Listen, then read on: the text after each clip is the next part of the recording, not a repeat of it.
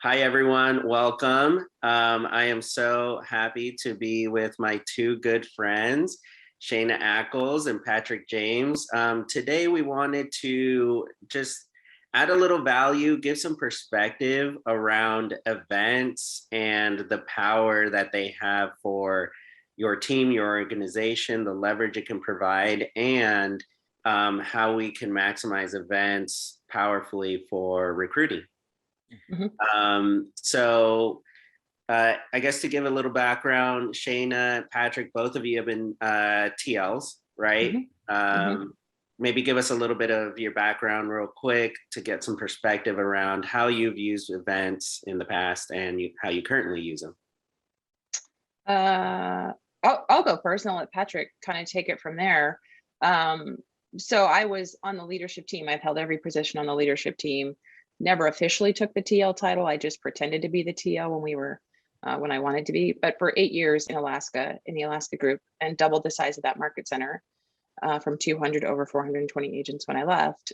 Of course, with an incredible leadership team, it wasn't about me.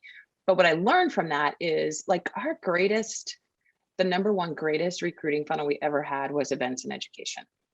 And I knew that if I could get people into our room, two things. If I could get our people into the room, and we did get our people into the room, their business is multiplied. It gave me a story to tell, right? And you find joy when you lead people. You find joy in their success. And then two, if I could get recruits in the room, uh, to one, feel that energy, and two, get that education. It's a language nobody else spoke. It's a language nobody else speaks. Um, if I could get them in the room, that started a relationship that almost always led to them joining us. Bottom line. Love it. So I'm super passionate about that leverage. The leverage for team leaders, the leverage for RDs, the leverage for team leaders who have teams.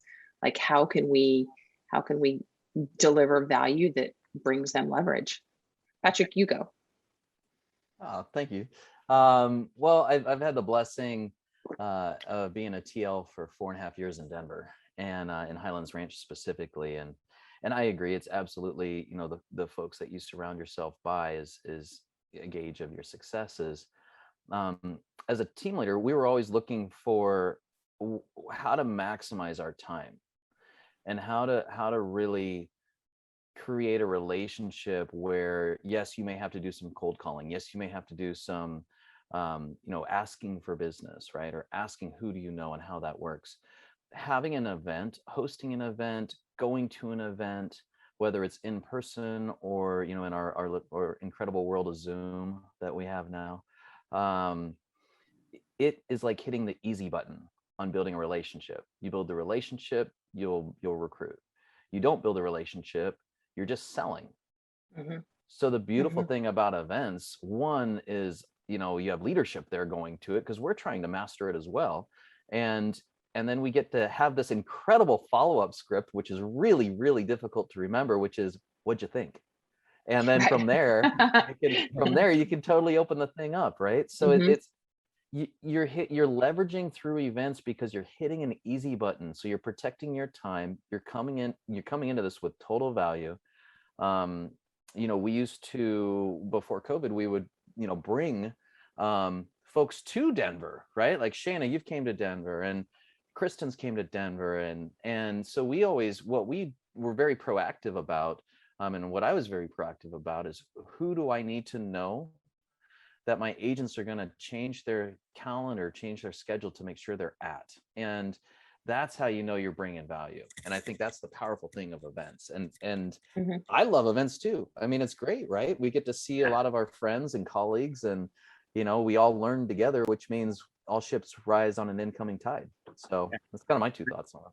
I love that you're talking about, because we started talking about recruiting and you've shifted it now to relationships. And that really is the key to, especially recruiting top level talent, building relationships. And one thing that I love about events, it goes both ways. At events, I get to see the way that they interact, the way that they show up. Hmm. When people are showing up in a way that aligns with our values and our mission, it's like, ooh, they're a part of our tribe. And so that lights me up, and being able to see them in that environment. I don't know what other way you could really do that, You could, it's funny. I used to love when we would invite people into a class. And I haven't given up on in-person classes. Zoom's fantastic. I love that we can be in 3 different states, in a week, or 20 different states in a day. I love it. And I have not given up on in-person classes because that energy is infectious. But I love it when, and it sounds ugly, but it's not. I love it when you invite someone into a class, whether they're a recruit or someone on your team, and they cry. Like once that happens, you've made an impact, right? That instructor, the material, it's made a huge impact. It was my favorite. It was always like, got him every time. I mean, selfishly, but it was like that. It's beautiful. It's Yeah. beautiful when you're a super high S and you can make people have a breakthrough like that simply by showing up at an event. Yeah, heck yeah, I'll do that all day long. It's huge. I So have two boxes of Kleenex in my office at all times. hilarious. So Patrick, you're super great at opening the conversation. What does it look like to invite someone to an event? How do you do it? Great question. I think it's got to start with a needs analysis. It has to start with what are they looking for in their business? Because so how that would look, Louise, is we could just do a really quick script. Or Yeah. So ring. Hello. Role play. Hey, Louise, it's Patrick over at Keller Williams and Kristen Cole Network. How are you doing, my friend? I'm good. How are you? Doing fantastic. Hey, I got some really exciting news, and I just want to see if it's going to be applicable for you. We have a couple events coming to town. One is actually a workshop around leverage, so saving you time, and another one's coming up on leadership. And I just wanted to check in really quick to get a thermostat rating with you and see is one of those something you'd be interested in, or is there another topic that you feel would be something that you would change your calendar to be at? Well, leverage sounds interesting to me, but I'm not interested in a recruiting event. Is this about? Are you going to try to recruit me? Not unless you want to. However, really what this is about is creating a relationship. And I know that your database is different than mine. So I would like to open up the doors for you into mine. And maybe by chance, you'd be able to do that as well on your side. And we can divide and conquer.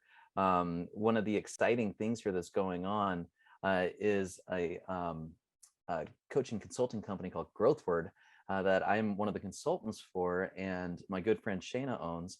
And she is actually going to be running one of these workshops or classes coming up. And so it's really a chance for you to get to know those who are outside of your market and start creating relationships. Because at the end of the day, we all love referrals, don't we? Yeah. Okay. Well, send me the details. Sounds interesting. Perfect. And then once I send those over, is there a good time that I could follow up with you just to see what you're thinking, Luis? And then that way we can make sure they sell out. So that way we make sure you get into the door. Yeah, shoot me a text in a couple days or something like that. Sounds perfect. So awesome. So that's what I would do is along those lines. I was kind of a little rusty there. But then I'll follow up and say, which event did you choose and why? And then my next question is if that was impactful for you and you chose that event, who could you bring as a guest?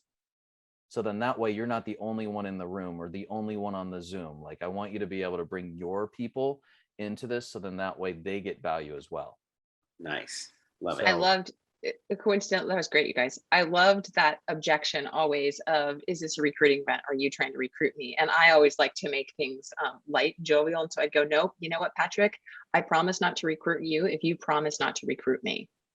The reality is if we can all educate and raise the standard in this industry, we all win. So it's my goal to bring people in from outside of my office, because if you know more about who we are, you're more accepting and gracious when you work with us. I love that. Well, that's what I used to always say. I promise not to recruit you if you promise not to recruit me. Well, awesome. Just to tie onto that really quickly, Shayna is a master when it comes to this. And I know, Shayna, you're not giving away all your secrets right now, but Anchorage was known throughout the entire Keller Williams, all Keller Williams International, right? And known at the biggest events of the year as bringing more guests and more agents than anywhere else. And they had to fly 8 hours on average to get there.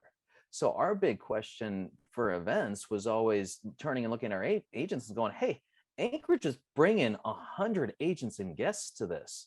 Do you, if Never they less think than it's that 100. important, My goal was 100. Don't tell the fire marshal. I'm going to need more chairs. Like, we're pulling them out of conference rooms. My goal was never less than 100 people in a training center. see what I'm talking about? And so like we use that story in Denver. And, you know, I know that the relationships that I was blessed to have all the way up in leadership with Keller Williams is because of going to these events. I mean, goodness gracious, we got right in front of Mo Anderson, the leadership, Mary Tennant, Mark Willis, like we were front row. And so I just have a big thank you, Shana, to you and the leadership in Alaska for that, because I wouldn't have my relationships. I'm in a long line of incredible leaders in Alaska. I promise you that. It was not me, but it was a really fantastic team. But the one thing it did was just it just gave me that foundation of understanding the power of education and events in building those relationships and the leverage it brings. Yeah. I was taught by Jennifer Toomer and like carried it on from there. And it just, the power and the leverage it brings, any team leader already. It's fantastic. How would you structure your plan of attack for, okay, there's an event coming up. I'm going to reach out to, I'm sure you reached out to your ALC, your key people, and then the broker metrics list, or I actually wrote a system. I wrote a system on this when I left, just so they would know. So always when there was an event, we started probably 6 weeks out, save the date, started kind of some social media teasers. I'm happy to have this conversation with any team leader. I'm sure Patrick is as well, or any RD, but long story short, the first plan of attack was always the ALC, get the ALC on board, because when your leaders are there, and then I would promote that. And then we would start, email, social media, talking about it at every team meeting. I would definitely start calling through our list of recruits, the people I have relationships with. That was first and foremost. And then the kicker is always the kicker. This industry is famous for last minute. Like, everybody's going to show up the last minute. So 2 to 3 days before every event, I was on the phone calling every single agent in my office. Okay. And I would book 75% of the event in the last 2 or 3 days, 100% of the time. Yep. They knew about it, right? They knew it was happening. They knew they wanted to go, but we're a right now reactive industry. No matter how many times I train on time blocking and being proactive, we are a right now reactive industry. So when you get them 2 to 3 days ahead of time, they know they want to do it. But 6 weeks ago, 4 weeks ago, they're not thinking about today. Right. So that every single time on the phone 2 to 3 days before, and you're just calling through your roster. One, if you're a high S like me, it was a beautiful time to connect with people. And then I also had the other really cool thing was the entire staff was on board, like the entire support team for the brokerage, the linchpin of any successful market center or any office anywhere was on board with it. And when you were coming in the office, they were registering you. Like, I used to run competitions with our support team to be like, whoever can get the most people registered for this class gets, $50 gift card. It was simple, but it was fun, and it got them on board and engaged. You have to make it an entire team effort, and you have to physically, we all want to email and text and social media the death to everyone. And guess what? That doesn't connect. What connects is when you pick up the phone and talk to them. Yeah. I love it too in regards to events, because I like not being committed to an outcome, meaning I got to recruit, I got to get them to sign, and when you just come from value of like, hey, come to this event and, we'll see what comes from it.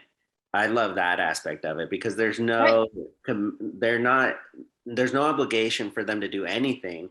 And on our side too, we might not want them in our organization. This is a great way. They may be the person in class that talks too much, that's got a huge ego. And we may be like, of all the people, like, I don't know that I have the energy for this one right now.